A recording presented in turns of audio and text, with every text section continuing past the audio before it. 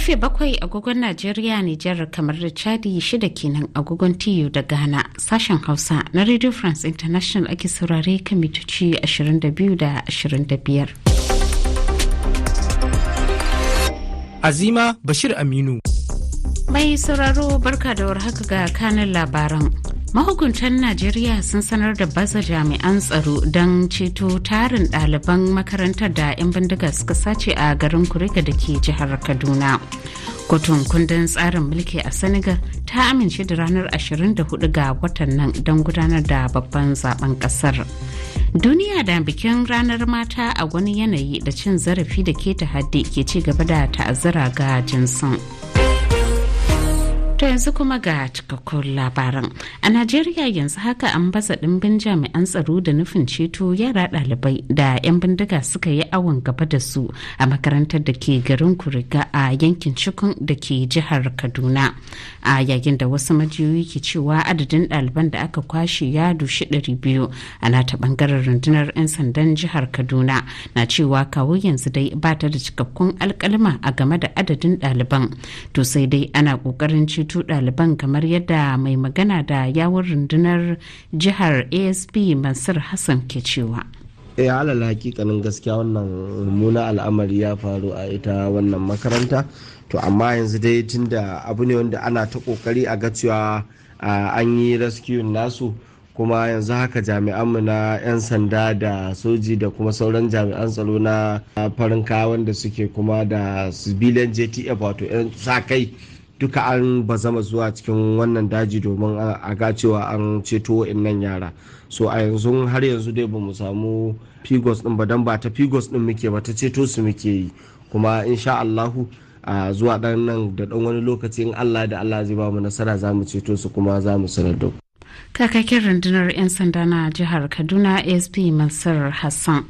A Najeriya dai wani babban jami'in bincike da tantance sahihancin kundayen da ake tuhuma ƙarƙashin hukumar EFCC ba mai Haruna ya bayyana cewa daga dukkan alamu takardun da aka yi amfani da su wajen fitar da dala miliyan 6.200 daga babban bankin ƙasar CBN cikin watan Fabrairun 2023 na bogi ne da aka kirkira don wannan badakala. Haruna ya bayyana wannan batu ne a zaman tuhumar da babbar kotun Najeriya ke ci gaba da yi wa tsohon gwamnan babban bankin CBN Godwin Emefiele a jiya Alhamis a Abuja. A yayin da kungiyar kwadago a Najeriya NLC ta fara gudanar da zaman jin ra'ayin jama'a a shiyoyin kasar 6 game da sabon tsarin mafi karancin albashin ma'aikata, 'yan gwagwarmaya da masu sharhi na ganin ba buƙatar sauraron ra'ayin jama'a a irin halin da al'ummar kasar ke ciki. Gadai rahoton Abdulkadir Haladu Kiyawa. Masharhanta da 'yan gwagwarmaya na ci gaba da sukan lamirin zaman jin ra'ayin jama'a game da sabon tsarin mafi karancin albashi a shiyoyin Najeriya 6.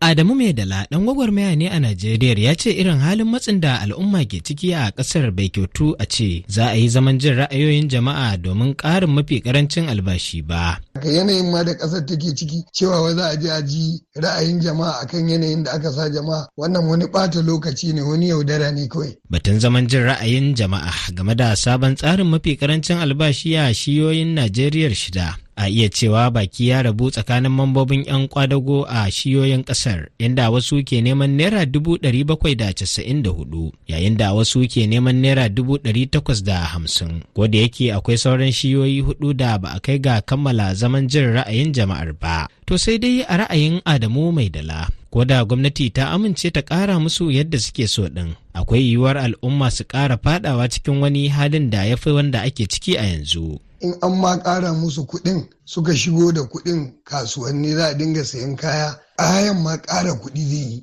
zai fi daɗin ma. Kaya ƙaru kuma talaka kuma wadda shi bayi da albashi bayi da wani wadda zai dafa masa shi ya zai yi. A baya dai shugaban ƙungiyar kwadagon Joe Ajero ya ce matukar gwamnatin Najeriya ta gaza ɗaukar mataki game da halin matsin rayuwa da al'ummar ƙasar ke ciki, to kuwa za su iya neman naira miliyan 1 a matsayin mafi karancin albashi. Abdul Kadir Haladu Kiyawa, Lagos, RFI.